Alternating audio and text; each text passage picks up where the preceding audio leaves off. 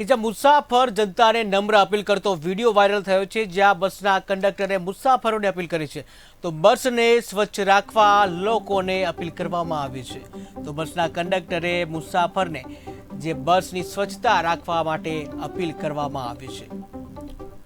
मुसाफर जनता ने अपील कि अपना भारत सरकार ना स्वच्छता अभियान दरमियान आपने अपनी बस ने स्वच्छ राखवानी छे। कचरो कचरा पेटी में नाखो, अन्यथा पोते पोतानी रीते कचरा ने योग्य निकाल करवानो छे। आपनो बस स्टेन्ड के बस ए आपनी एक मालिकी छे।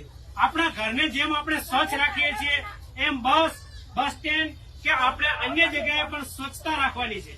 कचरो योग्य जगह निकाल करवानो छे। कचरा ने ज्यां त्यां फेंकवानो नथी। पान मसाला गुटका के कई पण धूम्रपान करवानुं नथी। અને જો તમે ધૂમ્રપાન કરો છો અથવા પાન મસાલા ખાઓ છો તો એ તમારો વિષય છે, પરંતુ કોઈ પણ જગ્યાએ ગંદકી થાય અને કોઈ પણ જગ્યા આપણે બગાડીએ એ તો યોગ્ય નથી।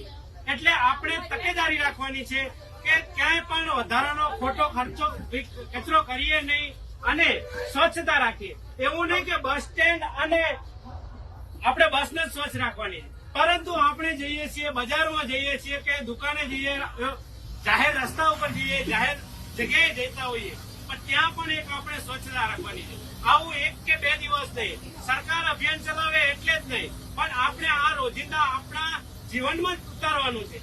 રોજિંદા જીવનમાં આ યોગ્ય વસ્તુ ઉતારીશું તો સ્વચ્છ રહેવામાં મજા આવશે અને આપણે સ્વચ્છતા રાખશું તો આપણી આવનારી પેઢી પણ। મુસાફર જનતાને અપીલ